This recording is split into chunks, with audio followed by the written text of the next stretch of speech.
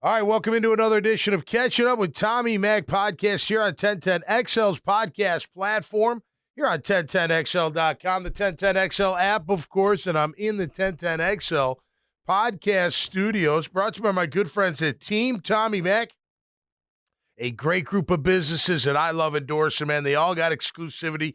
They all do great work. They're all run by great people, and they wouldn't be on my team if they weren't. We'll get into all of them a little bit later on. Of course, our Jacksonville Jaguars taking on the Tennessee Titans up in Nashville. I know a lot of you going up there to travel. Great place to go.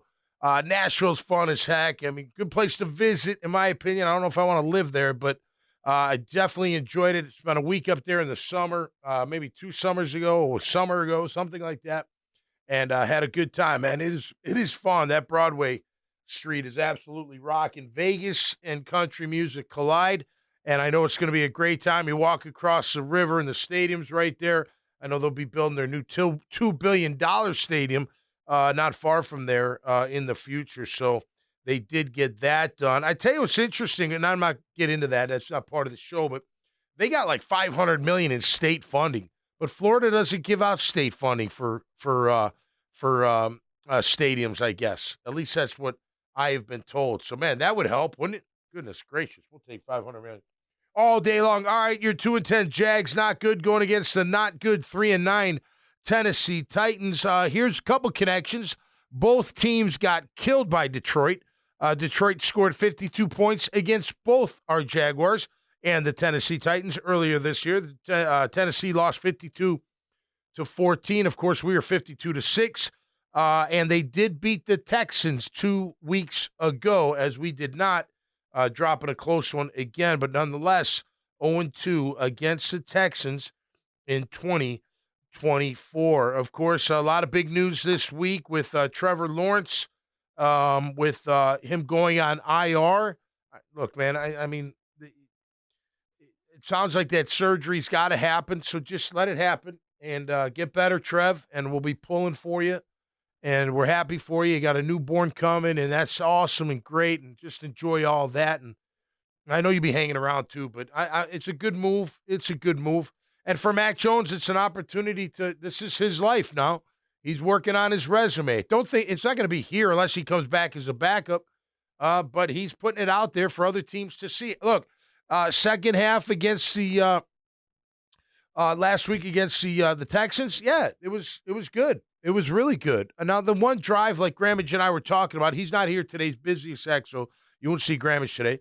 But the one drive, when we're up 23-6, maybe they backed off a little bit, but then they had to tighten up, and we still went on another drive. So hopefully it's better. Hopefully we see more Brian Thomas Jr. I mean, for crying out loud, get that guy the ball in his hands. And we'll get into all that as well. Look, they got players on their team. They got a good defense overall, although they give up a ton of points just like we do. Their offense is terrible on third down, just like we are. They're -13. We're -9 in turnover ratio. We'll talk about final team stats later. But kind of tale of two teams. They're the same kind of team. Underperforming. We have more talent than them, especially QB, but not happening for them, not happening for us. So kind of a similar year. And they're playing for their lives too. They are. They're playing for their lives too. They're not mathematically eliminated, but with a loss to our Jags, they will be, I think. So hopefully that happens.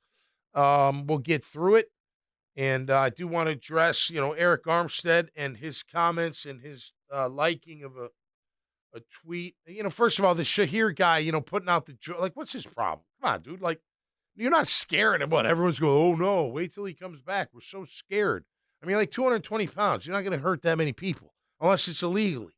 You know what I mean? Don't act like, you're this gigantic, imposing figure. You talk a lot, and that's great. And I think you're a really good player, to be honest with you. I think you're a great linebacker. But you ain't scaring nobody with the Joker. I mean, what are you thinking? And then, you think I'm the villain now. Wait till I come back. What does that even mean?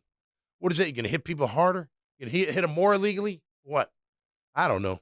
I think it gets sometimes people are just crazy with this stuff. Emotions run wild. I saw where D'Amico Ryans defended. I saw where the GM I don't really give two shits what they say. They're wrong. If it was Stroud, it would be totally different. And I would expect them to. If we cheap shot at Stroud, knocked him out of the game, took his head off like Trevor's got taken off, then yeah, I would expect them to jump our guy and give him the business and all that stuff. So and then Eric Armstead likes it, and then he gets I don't know, he's like got to start his press conference off with, hey, he's my friend or whatever. I don't really care what Eric thinks about it either. And I know in today, like if you like something, that must mean you're behind it. I don't know. I don't. Whatever. Here's the problem with Eric, and again, I feel like this is a broken record. He's a square. What do they say? Round hole in a square peg? No, square peg in a round hole, and has been from the get-go. And it's all Trent Baalke's fault. It is. Trent Baalke made him a promise that he could play defensive end. I don't know that for sure, but I can read between the lines. He doesn't want to play defensive tackle. He wants to play defensive end. You've heard me talk about him as a defensive end. He can hold a point pretty good against the run, but he does nothing in pass rush. But when you move him inside, he's absolutely dynamic in the pass rush. I tell you, he's a built-in swim move because he's so tall and big. But he's never fit here. And that was the first thing, right? Because he's thinking, I'm going to be an end. I'm going to be an end. Well, no, we don't need you as an end. And, here's the thing that says a lot about Eric Armstead as a player. I don't know him as a person, but as a player and as a teammate, he's not willing to do whatever it takes to help this team win. He's not. He's not, because he knows, everybody in the world knows that he's a better three technique, a defensive tackle on the guard, than he is on any other position in the defensive line. But yet he wants to play end because the GM made a deal with him that would allow him to play end. And when the coaches said you're playing tackle, he goes down to the GM office and say, I'm not playing tackle. And then the GM goes to the head coach, hey, you can't do that. He's got to play end. It's a problem. And it's been a problem from the get-go. And Trent Baalke knew it the whole time. I'm holding his feet to the fire on that one. That was a terrible pick. Think about this. If Eric Armstead was half the player or effort or gave a crap that Calais Campbell was, are you kidding me? Home run, home run, home run. Now, Calais moved around, but he was incredible next to Josh Allen when he was at 3 or 5 technique. Without question, they ran a 4-3 back then, so a little bit different. But nonetheless, that's part of the whole problem. Whatever. Back your guy, don't back your guy, whatever. Trevor's going to be okay. Nobody's condoning Trevor getting beat up like that. Nobody. And I know Eric's not either. He's not saying that. I think the guy caught a lot of grief. People can be very hateful. I'm not one of those. I don't care about who he believes in and who he prays to. I don't care about any of that stuff. I don't know him personally, whatever. And he was dealing with some of that, so maybe he went to bat for him there. That's commendable. I understand that, but at the end of the day, this guy on the field has had more transgressions against him, especially this year, than most guys. He's like Tony said on Jaguars today, he's Devontae Burfict. Remember that guy? I liked him as a player, but he just kept breaking the rules, hitting guys when they weren't looking, defenseless players. So, and that's been the whole problem with this team the entire year. It's the wrong type of play. Now, this isn't a blanket statement, okay? So please, it's not a blanket statement. But it's been the whole year. You got the wrong type of player with the wrong type of coach. They don't match. They don't fit. The way the coach coaches is not a fit for the way some of these players are. Eric Armstead's one of them. He is. He's not the kind of player that Doug Peterson is. He's not a self-starter. He's not selfless. He doesn't put the team first. When you're a Doug Peterson guy, the kind of coach that he is and the way he coaches, you expect that out of your guys, especially veterans. What do you mean you won't play tackle? What are you talking about? I know you play it on occasion, but you should just be the defensive tackle. You know what? Get a few sacks. We'll put you outside for a couple plays. I don't care. Work a deal out. But the kind of player that Doug Peterson needs is the kind that doesn't need to be, told that. He already knows that. He's not going to be selfish and say, no, I want to play end. He's going to say, you know what? We're pretty damn good when I'm a tackle. We're pretty darn good when I'm next to Trayvon or I'm next to Josh Hines-Allen. We are damn good I tell you what, and then throw Mason Smith in there and then spell, Jefferson Lacey, Ledbetter, what have you, Hamilton, spell them on occasion. Those guys should be out there. You know, I don't know why the coach. I know why the coach just can't do it, because he's got to deal with the GM and he's got to deal with the owner. And unless the owner says, okay, you're going to tell me, are you telling me that if Eric doesn't play defensive tackle, you're not going to play him? Right. Then why am I paying him $18 million a year? Why? Well, I didn't do that deal. Trent did. Trent, why? Well, I told him he could play it. You know, this is the problem. And it's been a problem. So you either got to clean it all out or, I don't know, keep Doug and get rid of the GM or something. But this is like ridiculous. It's ridiculous that we're 2-10. It's the same crap. You know, I see where Brian Baldinger, who's a friend, great guy, does a great job breaking down film. And he's like, I can't believe this film on defense. This guy's wide open. Well, guess what? It's happened all year. It's happened all damn year. They're out of position. They don't know what they're doing. They're out of coverage. They can't cover. They get beat in man. They're playing off coverage. They can't do anything. You don't have consistent pass rush. You don't have a consistent force up the middle. How do you win? How do you win with that? And week after week after week, it's the same shit every week. You get a big play, Brian Thomas Jr., great caution route, great play call, great throw, great catch, up the sideline, boom, gets tackled inside the 15 or 10, wherever it was, and what do we get? A delay of game. A delay of game. Like, you can't get the call in on time, and you can't get it called to your offense before the play clock goes out. Give me a freaking break. And if it's not that, it's a false start. It's an illegal motion or illegal formation. Like, you don't know how to line up. And it's not 1 week, and it's not first-year coach. It's like week after week after week. So these guys, look, I'm telling you right now, and I'm not Mr. Know-It-All. I'm not. But I've been in it enough to know and been around it enough and have enough firsthand knowledge to know. They don't care enough.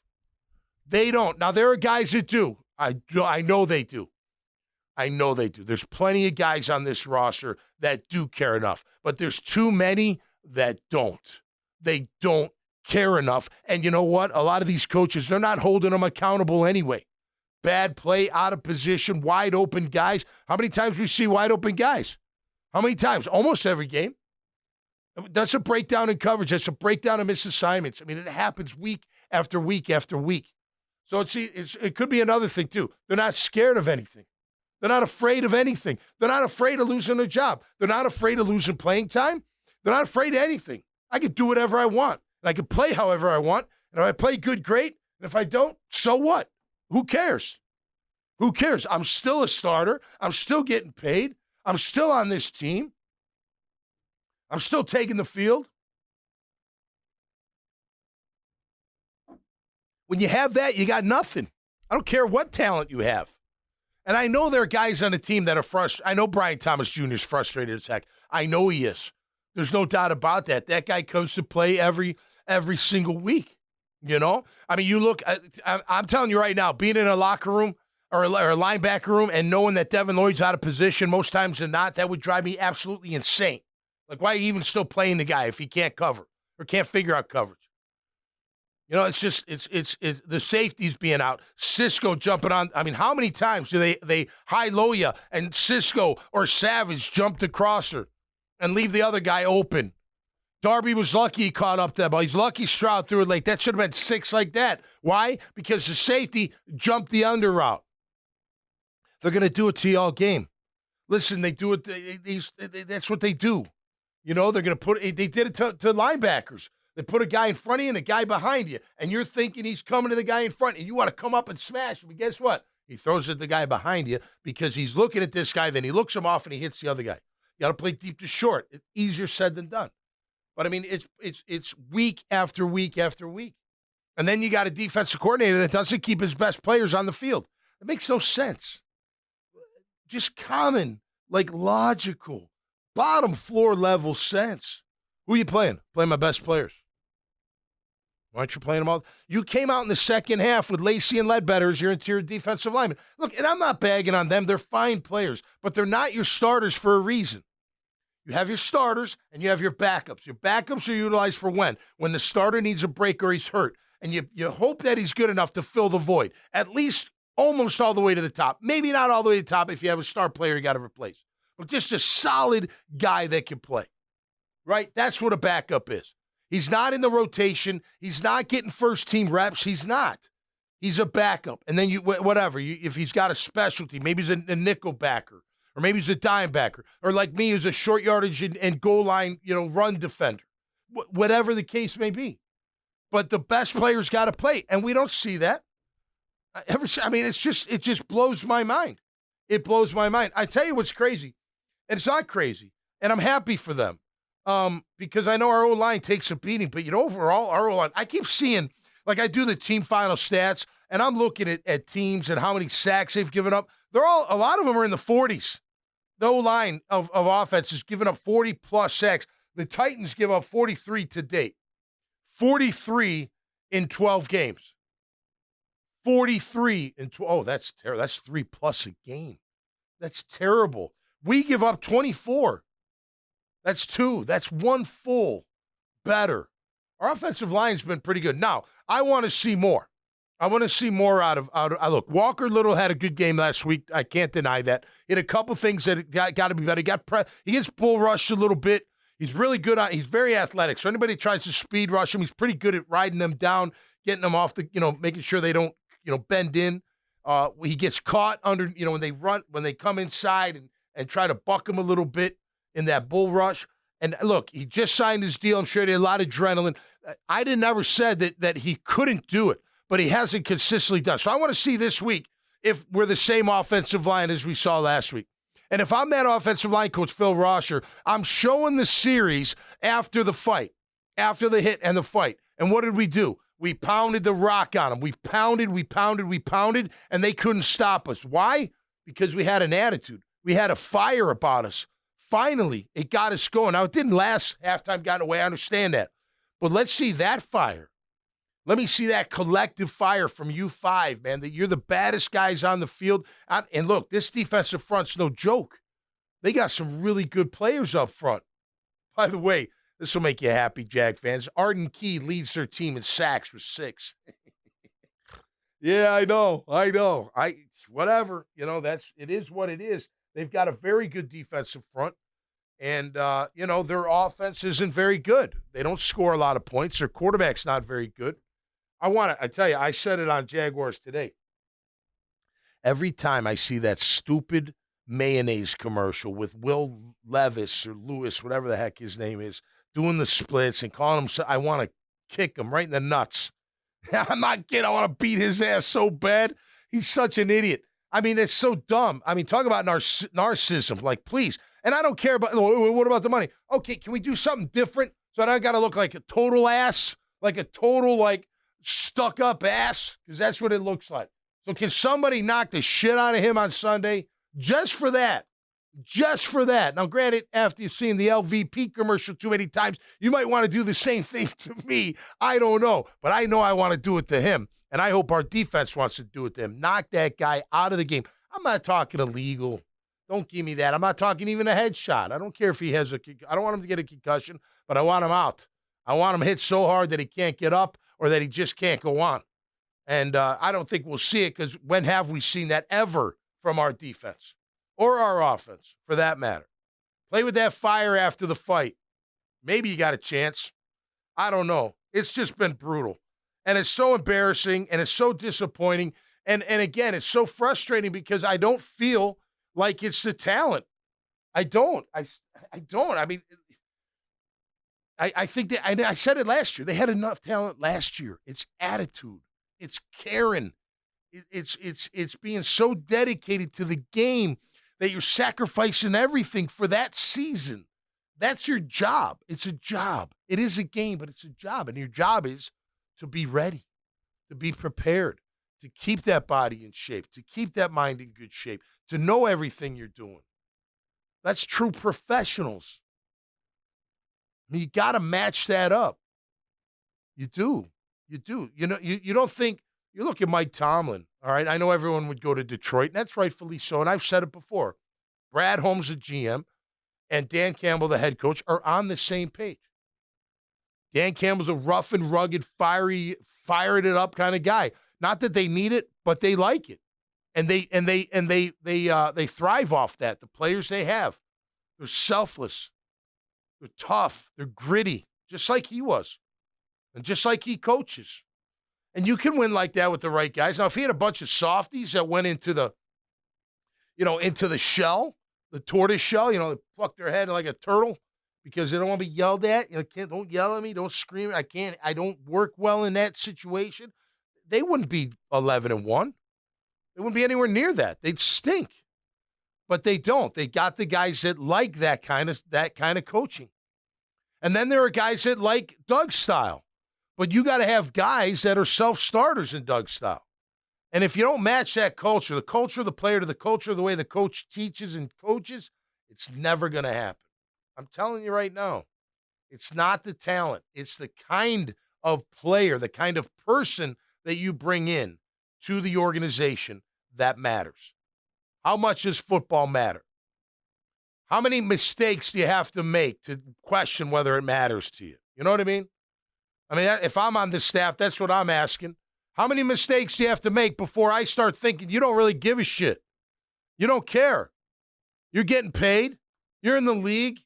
You have to go out and, be that person. Hey, look at me, whatever. Your family thinks you're the king shit and all that stuff.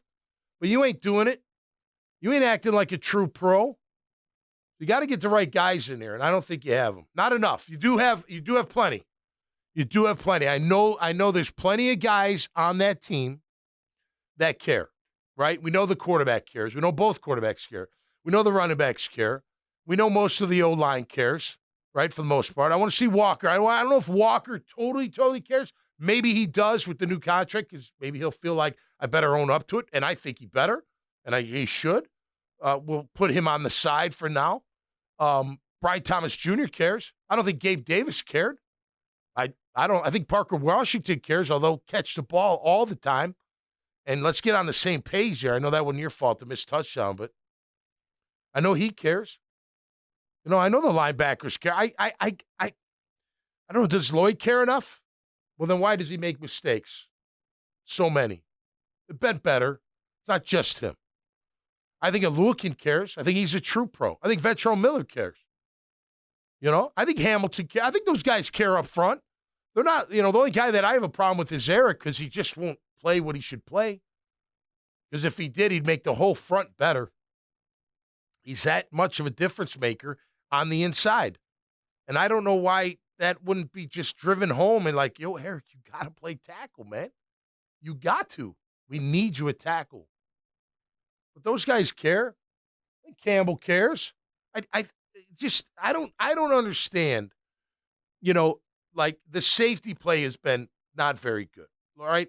Jumping routes, not helping the guy that when he releases him, you're not there, not seeing the play coming from the other side when you got nothing in front of you, like the tunnel vision.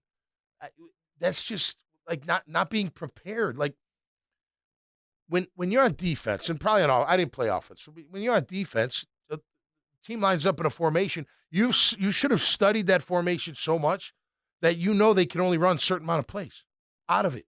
And if they do this, they're coming over here with that. And I got to be ready for it. We saw that where Campbell was right on the coverage, Nico Collins came right up the sideline, or if he falls or whatever. You got to know what you're doing back there. And it's every week. It's every week. And by the way, they're the same.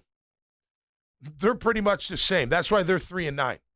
Their offense is not very good. Their defense is good. Their offense is not very good.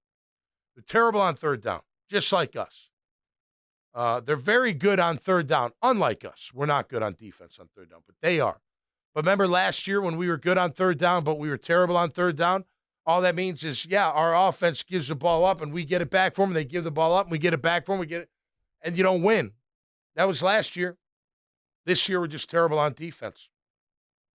We're terrible all across the board. Did you hear? I heard Doug Peterson say that Max sees the field really well. Did you guys catch that? I think he feels like he does. I don't know if that's a shot on Trevor. I just never heard him say that about Trevor before. I don't think Trevor sees the field that well. I think he can get better at it with more, experience, more film study. I think he's got to do a better job at that. Max sees it fine. You just got to be able. You got to be able to see across the board, man. Know what they're doing, what coverage they're in, what's going to happen for the most part. I'm not totally sold on Mac. Don't get me wrong. I'm not comparing, but I did find that interesting that Doug Peterson said that publicly, when I don't really recall him saying that about Trevor. And again, I think Trevor's more of a one-read guy, and if it's not there, then the trouble starts happening. It doesn't help that you're sometimes under pressure. You guys ain't running the right routes, which is amazing to me. I don't get that. Well, listen, at the end of the day, if we're going to win this game, which I hope we do, I don't care about draft pick. That's for you fans. It's not for me. I don't care. I care about who they draft. I don't care about what spot they draft him in. I mean, you look at Brian Thomas Jr. taking 17th. I'd argue he's a top 5 pick based on production. Now, granted, the wide receiver group last year in the draft was really, really strong, but he's a beast. He's a total beast. All right. Well, listen, they do some work on through the air on offense. Nick Westbrook-Ikine, I think I got it correct. Only 20 catches, but he's got 8 touchdowns and 18.3 yards per catch. That means they're whipping the ball downfield to that man, and he's scoring touchdowns. He got a touchdown each game last 7 weeks. Got to keep our eye on him. Cal Ridley, 87 catches, 679 yards, just under 16 yards a catch. He's got 3 touchdowns. They've got a tight end, Oquino, I think I got that pronounced, and Van Nat both have 2 touchdowns. Tight ends always kill us. Half the time we don't know where they are at or who covers them. They've got a running game in Tony Pollard, who's averaging 4.3 yards per carry. They can run the ball. We give up 4.3 yards per carry. So they're going to run the ball on us. They're going to try to. Look, Levis, he's not that great. He's not that great at all. Mason Rudolph's not that much better. But they'll be tough. They're physical. They'll try to pound the rock. We got to match that intensity. We got to get fired up too. I think we're going to see more of that 5-man front, I would guess, against Tennessee, because they are going to try to run the ball and see if we can stop them. I mean, Tony Pollard can hit it big now. He's a fast back, so he's got breakaway speed type situation. So, we got to make sure we handle that running game and then just get after. I will say I do like the aggressive calls by Ryan Nielsen with the blitzes, but now you got to win. Just because he calls them, you still got to win the one-on-one. And if it's a back or on a back, you got to win that matchup. I mean, we know how important that is for the back to pick up the blitz. I think Etienne's done a better job of picking it up as he was earlier in the year. But, man, I'm telling you, running back on a linebacker on a running back, you got to win that. You got to win it. Whether you're making a move or running his ass over, just getting in the quarterback's face, you got to win that matchup. We're not winning those. The safeties, the backers, et cetera. So I do like the nature. I like that he puts 6 up, sometimes 7 up on the line. I want to see 5 come. I want to see 6 come. Typically, it puts a lot of pressure on the opposing quarterback to make a quick decision, and you hope that it's a bad one and gives our chance to have some takeaways. Their defense, again, really good. Arden Key, Harold Landry, Justin Simmons, Joseph Day, the defensive tackle, and Sweat, the other defensive tackle, who hasn't practiced this week. He's a monstrous human being. Reminds me, at least size-wise, of Big John Henderson, 6'7" or 6'6", massive human being, massive. So they've got their hands cut out for him, or their hands full, their work cut out for him with that defensive front. Can we get it going is the question. I got them winning. I'll flat out say it. I got them. Well, they're both bad. They are both bad. And they both kind of give up the same amount of points, the same kind of yards, except the pass. Same kind of third down, same kind of fourth down. We're better in the offensive line giving up sacks for sure. They're about the same in interceptions, about the same in sacks on defense. Same in interceptions for the team anyway. So, it's going to come down to a play here, play there, maybe a kick. I got it 20-19. Come on, Cam Little. Looks like Cook was hurt, but he's going to practice today, so that's good. Logan Cook should be full speed. And I think Ross Madison, by the way, great. I love the way that guy plays. You could tell he played linebacker in college. No doubt. Did I have any? Yeah, I had a linebacker coach. I made sure I wasn't out of position because he'd yell at me constantly. God love him, Steve Szabo. Yeah, I got to reach out to him. Hope you're doing well, Coach. Hope you're doing well. I'm going to call you and say hi. I haven't done that in a little bit, but yeah, hell yeah. Well, they all did. It was accountability. Everything's accountability, and that's what I don't get. I don't get that. I'm telling you, a new regime that comes in here, you got to get the owner, Shad Khan, to give you full authority on who plays. You got to. Can't be up to the GM. It's got to be up to the head coach. And it can't matter what what level of money you're giving them. And that stings. It does. But listen, at the end of the day, these owners are still raking in ridiculous amounts of money. So, I mean, I would need that. No, not me. I'm just saying if I was a head, I'd be like, look, man, I got to have control over who plays, right? Me and the GM need to be on the same page of who we bring in, what kind of player that we want, what kind. You know, we want that rough, rugged, rigid, gritty, dirty, doesn't care if he showers kind of guy, you know what I mean? That all he cares about is football. Or do we want a little bit of hybrid? You know, obviously the talent's got to come in at some point. Can we get the guys that maybe aren't that? Can we bring them in and get them to be that way? You know, not everybody's going to fit the mold exactly, but are they close enough to where I can get them in? You know, all I need is 10 out of 12 months. That's what I need. Nobody gets that in the real world. They got to work 12 out of 12 for the most part. I need 10 and really kind of 9. That first month we can work our ways into it. But 9 months out of the year, I need you fully disciplined, fully committed, especially during the season, and not until it ends. From camp all the way through, just sacrifice everything for your career. Now, life moments come in. Don't get me wrong. Babies, people people getting sick, dying, whatever. It factors in. I'm not saying that. But that's what I need out of the group, and that's the kind of players that you got to have. You can't have selfish players. Nothing wrong with wanting to be the best individual you can be. Nothing wrong with wanting the Pro Bowl, the All-Pro, the defensive player of the year. None of that. That's all great. All of it. Go for it. But it can't come before the team, the success of the team, period. Because guess what? When we win, we all win. Even the backups get car deals when you win, especially in this town.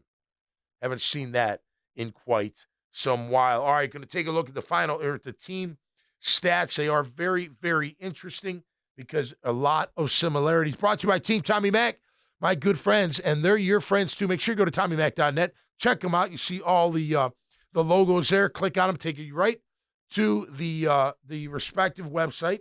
You'll also see at TommyMac.net the latest of this show.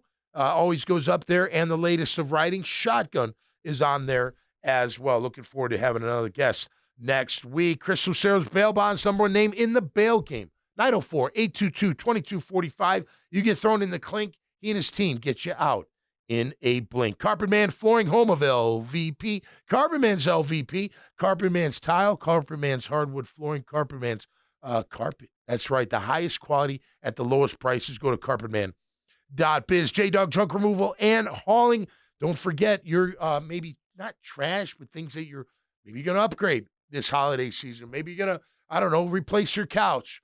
Let J-Dog come and pick it up, refurbish it, and they give it back to veteran families in need. Don't forget the hauling service as well. All you contractors will give you a great deal. 844-GET-JDOG, J-D-O-G. Fields Cadillac, my title sponsor of Riding Shotgun. Make sure you check them out down at the Avenue Mall. Not the Avenue Mall, the St. Augustine Outlet Mall. And make sure you check them out on Blanding and I-295. I tell you what, luxury and performance, fully gassed, hybrid, electron, they got it all. And they're badass vehicles. I ride them every time, a new one every time pretty much when I host Riding Shotgun. Great to have them on board. Azar Sausage Company stopped by the boys the other day to say hello and pick up some sausages, some of the best ever, man. I'm telling you. You got to check them out. Winn-Dixie, your local grocers, whether in your favorite dish or in a bun, Azar Sausage is the one. Yes, I made that up. Myself, Code Ninjas, CodeNinjas.com. Get your kids off to a start in the technology world. After-school programs ready for you and your youngins, starting at 5 years of old through 15. Get them to Code Ninjas. Learn about coding, security, and all things technology, including artificial intelligence. All at CodeNinjas.com. Newmark Phoenix Realty Group, the #1 commercial real estate firm right here in Northeast Florida. Whether you're talking about investments, development, retail, office, industrial, they do it all, and they've been doing it for a very long time. The principals are all still together. They're all still good friends of mine, even though I don't work for them anymore. But I tell you what, I love representing them because you know what? When it's the best, I like the best, and they're here, and that's fantastic. Love them all. 904-399-5222 to check out their services. Family Tradition Specialty Foods, home of Coconut Joe's hot sauces. I know what hot sauce is on my table. It's Coconut Joe's. The Sriracha is my favorite. The garlic parm is very good. The mango's probably my least favorite, but still very tasty. And then, of course, you got the Pineapple Ghost, which is, not just sweet, but it'll blow your roof off, too. It's absolutely phenomenal. Check out Coconut Joe's at Family Tradition Specialty Foods.com. Don't forget to put Team Tommy Mac in the discount bar and get a BOGO free this holiday season. Saltaire Inn and Suites, a beautiful, beautiful, beautiful boutique hotel just off the beach in Atlantic Beach. 4 blocks from the beach, 2 blocks from all the action, all the restaurants, the bars, the live music, the shopping. Oh, man, we love the corner. We'll be down there tomorrow night for the tree lighting. Hope you guys are out there too. Please say hi if you stop by, but check out Saltaire Inn and Suites right there on Atlantic Boulevard in Atlantic Beach. Of course, want to thank 1010XL for being a part of the family and the podcast platform that they allow this show to be on. All right, let's get into team final or the team stats as we look at the 2-10 Jaguars and the 3-9 Texans. All right, points per game. Tell me this doesn't sound familiar. We give up 19. Sorry, we score 19. Retract. We score 19 points a game. They give up 27.7 points a game. They score 18.5 points a game, and we give up 28.3 points a game. Who's going to win? The rubber meets the road. I got us winning 20-19. I just got a feeling. Hopefully it all comes together. Yards per carry, we're at 4.5. And, of course, Tank leading it with 5.4. Get him the rock, please. Get him going. Get him in a rhythm. Use Etienne out of the backfield. Let me tell you something. Put them both in the backfield. Put Etienne in a offset eye as a fullback, and let him run an option route, which is basically goes up the field 5, 7, 10 yards and goes inside or out, depending on who's covering and where they're at, and let's play some pitch and catch. Get him the ball in the open field for crying out loud and give that young man a chance. Etienne can be very strong in the passing game, but you got to get Bigsby going. They give up 4.3 yards per carry. That's their Achilles heel right now. They're not that great at stopping the run. They can. They've shown it. But overall, they're giving up 4.3 yards per carry. So are we on defense. And on offense, they average 4.3. So where are we going to go there? Our defense got to step up. Can we please step up, defense? Please, for crying out loud. Excuse me, you've let this team down all damn year. All year you've let this team down. Time to rectify that. All right, yards per attempt, max at 5.6 yards per attempt at 62% completion percent. That's not very good. Our defense is absolutely horrible in this stat. We give up 8.4 yards per attempt in the passing game at a 70% completion percentage. How in the hell do you win with that? You don't. You don't is the question. That's why part of the reason we're 2-10. They average 6.7 yards per pass at 64%. They give up 6.5 at 65%. Look at that difference. They give up 2 yards less than our defense per pass and 5% less completion. That's winning football right there. Third down, we're at 32%. Terrible on offense. They're 35% on defense, so it looks like they're going to hold us there. They're at 33.78 on offense on third down, and we're at 44.23, so we got to step up on third down. We've been terrible on defense. We've been terrible on offense, and I know what they're doing. We went through that last year, like I said earlier. The offense, 3 and out, smell you later. Defense gives you the ball back. Offense 3 and out, smell you later. Defense, it's like a terrible cycle of trying to win a football game. It's never going to work. That's why they are 3-9. No question about that. Fourth down, we are 12 of 22 on offense, 12 of 17 on defense. They're 6 of 15 on offense and 7 of 9 on defense. Maybe fourth down there, we got a chance. We're at 50%. They give up at least 80% on that one. So maybe there's a chance there. Here's where we got a chance, okay? Here is where we got a chance. So I'm calling out, not in a good way. I'm calling out Eric Armstead at defensive tackle. Just play him at defense. Josh Hines-Allen, Trayvon Walker, and then whoever that fourth person is, whoever that may be. This offensive line has given up 43 sacks a game. That's horrendous. It is. It's bad. We've only given up 24 as an offensive line. That's pretty damn good. Let's hope it's got to hold true this week. You got to give Mac time. I mean, you got to give everybody time, but you got to keep them clean. Let's see if he can do it. They only have 26 sacks on defense, so not a lot. Not Arden Key's got 6. He's leading the team. And then Harold Landry, I think, has got 5, the former Boston College standout, who's actually a good pass rusher. So we'll see if it holds up. But to me, if you're giving up 3 sacks plus a game, we better get 3 sacks at least. Like, that's on you guys. You should be going to bed the night before thinking, I got to get to this QB, whatever it takes. And keep Armstead inside. I don't care. I don't care what he says. I don't care what he wants. Too bad. Then sit down if you don't want to play. And then put Mason Smith next. And then bring in Jefferson. That's fine. That's fine right there. Interceptions, Mac's thrown 3, 10 overall. They've thrown 13. Levis has got 9. He'll be starting. He's got 12 touchdowns. Mac's got 2 maybe, I think. Our defense has intercepted the ball 5 times. They've intercepted it 6 times. They're minus 13 in turnover ratio. We're minus 9. You wonder why these teams are terrible. You wonder why. I know why they're terrible. Their quarterback's not good. He's not any good. At least not yet. And I know why we're bad, because we keep making mistakes. That's all we do. Make mistake after mistake after mistake after mistake. I don't understand. I don't know how you live with yourself. As a player, I don't know how you live with yourself as a coach, knowing that these guys continue to make mistakes in pretty much every aspect of the game. Not always, but enough. Killing yourselves, man. You're killing yourselves. I mean, just drops alone. Could you imagine if we cut the drops 50%? Cut them 25. How about cut the touchdown drops 25? It'd be much better. We wouldn't be 2-10. We wouldn't be 2-10. Listen, I feel sorry for you Jag fans that you're living through this again. I mean, this can't happen. We got to turn this thing around. It's not going to happen this year. All I want to see out of the last 5 games, who are my fighters? I made a joke, I saw Dan Campbell talk about, we're Warriors. Well, listen, when you're 11-1, it's easy to say that. You're not going to say that in front of your 2-10 team. We're Warriors. No, you're not. You're peasants. You're getting your ass kicked. Now, 1-score game, I don't care. It doesn't matter. It does not matter. That's solace. That's solace. Coach Coughlin used to say, no solace in losing.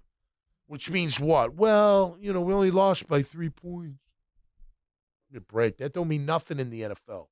Well, 1-score losses. So what? What do you say when your 1-score wins? You just got lucky?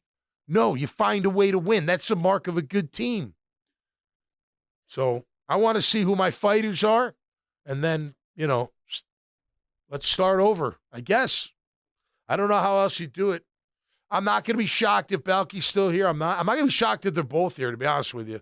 Knowing Shad Khan, who knows? I hope that's not the case for you fans, because your head's going to explode, and I don't blame you for that. I'll be like, whatever, I'll still cover you. I'll still watch you. I'll still root for you.